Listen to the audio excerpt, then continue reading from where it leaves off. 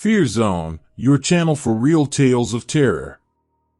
Good evening, everyone, and now let's move on to today's story, which is about Mr. Tom, and it happened to him in the city of Memphis, which is in Tennessee in the United States, and at that time it was in the year 2009. Mr. Tom was 39 years old. And in this real-life horror story, I went to help someone in the early hours of the morning, but we found something macabre that day.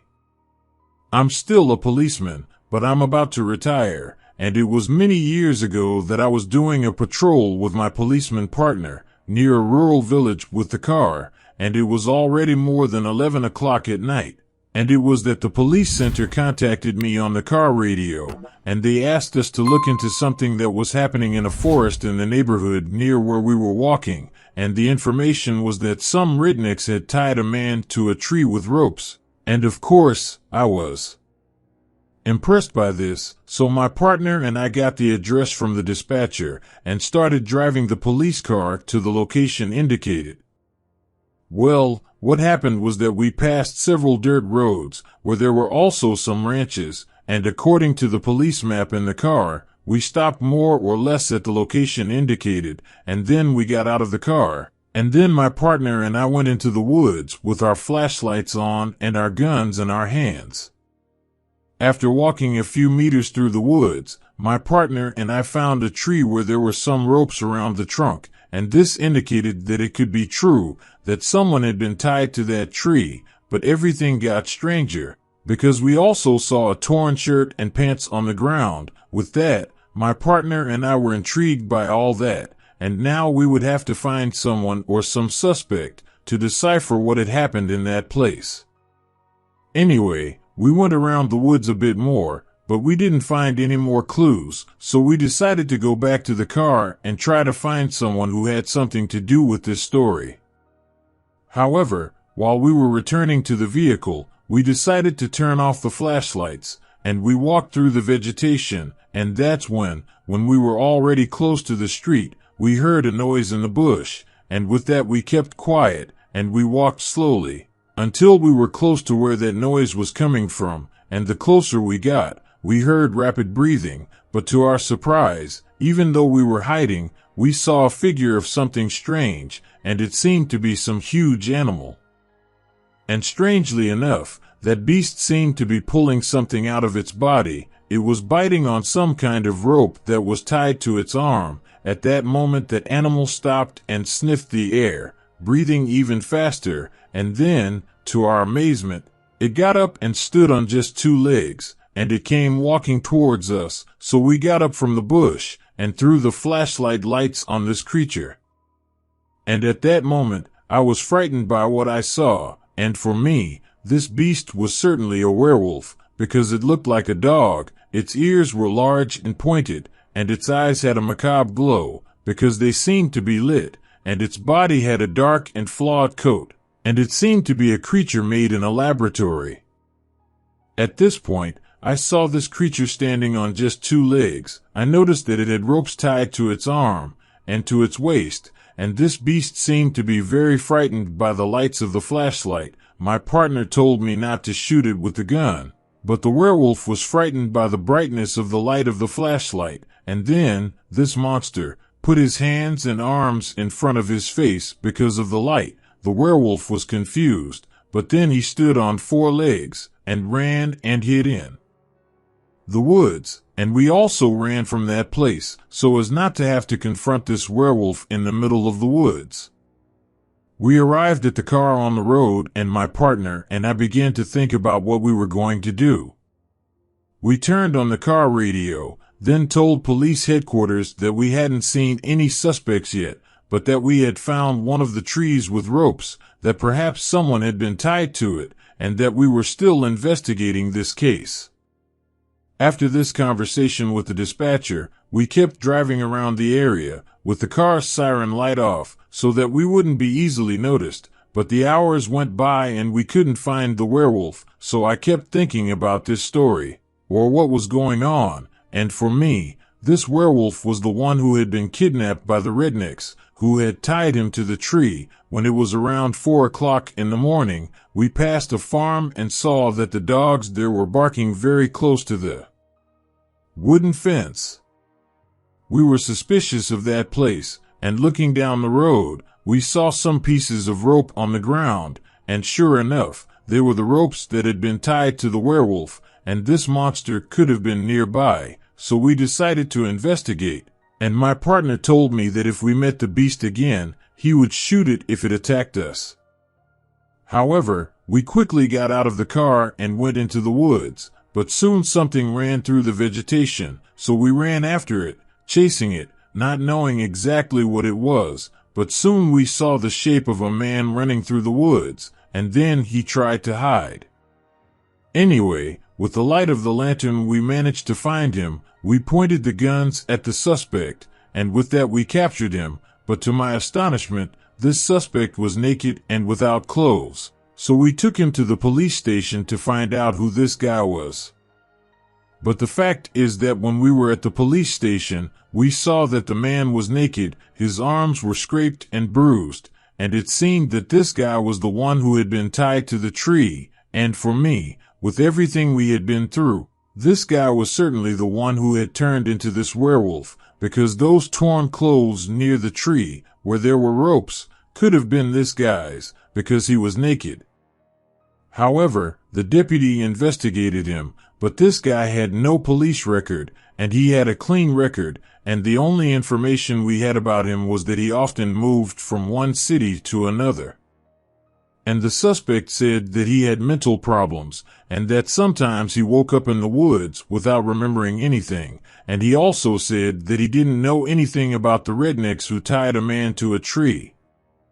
However, as no one came to report him at the police station, we ended up releasing this guy, and as a man of justice, I couldn't do anything about it, but I warned him that I would go after him in the early hours of the morning.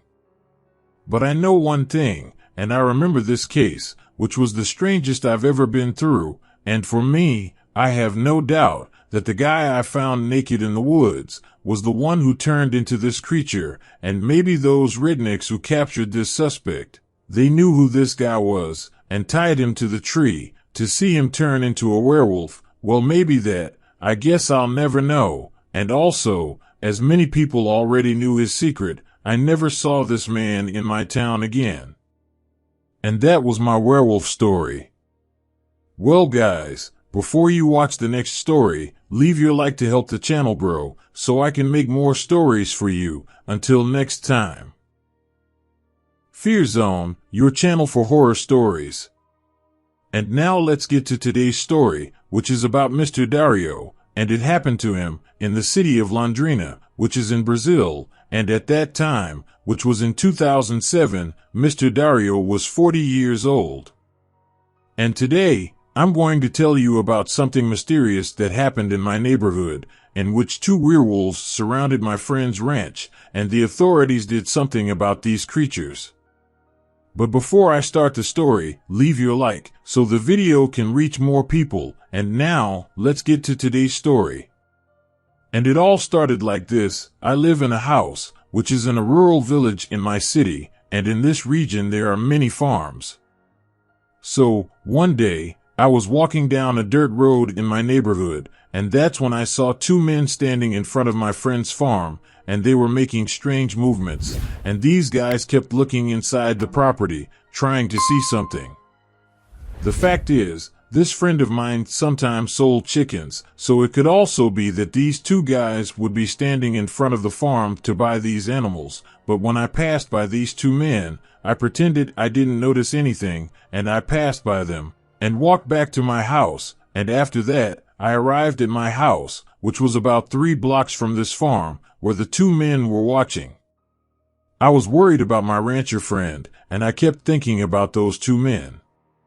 Anyway, so I decided to stop by his house, so I could get this story straight. When it got to about 8 o'clock in the evening, I left my house, and I took the road, and I was walking and I arrived at my friend's ranch, and this fellow rancher, who I called Jose, let me inside his property, and so I talked to him, about those two very suspicious guys who I had seen in front of his ranch in the afternoon. Mr. Jose told me that those two guys were just in front of the ranch to buy some chickens, and I asked my friend, the landowner, if he knew those two guys. He said that he had never seen those men in the area, but they were brothers, and after everything had been explained, I left Mr. Jose's house and went back to my place, but I still found the way those two men looked strange, but I left it at that. However, more or less 2 weeks passed, and one day Mr. Jose came to my house, and he told me if I could take him and his family with my car to a party of his relatives in the city, because he would pay me a lot of money. I agreed, and on the appointed day, I went to his farm, and I took his whole family, and I put them in my car, and I took them to this party. Arriving at his relative's residence, we stayed at the party until around 2:30 in the morning, when Mr. Jose said that it was time for us to leave. I agreed, so we took the road back to our village, and as soon as we were close to Mr. Jose's ranch, we saw by the light of the car's headlight a strange thing happening, because we saw a huge creature that looked like a dog running along the dirt road, and this animal went into the middle of the bush and disappeared, and this was happening about 20 meters from the ranch, and as this happened, and we didn't know what animal it was, and it seemed to be dangerous, we got smart, but I stopped the car in front of the gate of Mr. Jose's residence. At that time we got another scare, because the ranch's chickens were loose walking around the property, and there were more than 100 birds. We were frightened, because the ranch's dogs were barking a lot at something that was hidden in the pasture, and that situation was very strange, and also, we didn't know who released those birds, because those chickens were trapped in a nursery in the backyard of the ranch, and we thought that whoever released those chickens could be a thief, or that creature we saw on the road. Well, I didn't let anyone get out of the car, because it could have been risky, and we just watched to see what had happened in there, but after a while, we saw the chickens very agitated and running, and what I saw afterwards scared me, because I saw the creature from the road running after the ranch dogs, and the dog desperate to escape from that strange beast, but the dog ran through the fence, and escaped the attack of that huge creature. And at that moment, Mr. Jose told me to look at a bush on the side of the gate, and when I turned around to see what it was, I was really terrified, because there was a creature trying to hide in a bush, which was very close to us, and it seemed to be waiting for us to get out of the car so it could catch us, but strangely, it was standing like a man, balancing on 2 legs, and it had a body like a person, but with dark, flawed hair, and the head of this monster was like the head of a deformed monkey, and its eyes were yellowish and shiny, and the creature's teeth came out of its mouth, and its ears were big and pointed. This creature seemed to come from hell, because it was something macabre to me, and our luck was that we didn't get out of the car, because that werewolf was already prepared to attack us if we got out of the car, and we saw that this creature was just like the other animal that ran after the dogs. So, with the danger growing, I started the car and left the front of the ranch, and drove your Jose's family to my house in my car. When I got to my house, I saw that nothing had happened on my property, or to my family. So I went into my ranch and called the police. I told the police station that Mr. Jose's place was being robbed or invaded. Right after that, I left Mr. Jose's family protected inside my house. I took my shotgun, and I kept watch in case those creatures showed up in my yard. After about half an hour, we started to hear some shots being fired. Then we saw the police car speeding past the front of my house. Well, I don't know what had happened, but I suspected that the military had seen these werewolves inside the ranch, and for some reason they had shot the creatures. Mr. Jose wanted to try to go outside my house to meet the police, to find out what was going on, but I didn't let him go. I told him that when morning came, we'd resolve the situation. The fact is, after all this mess, it soon got quiet again, and we didn't see or hear anything else.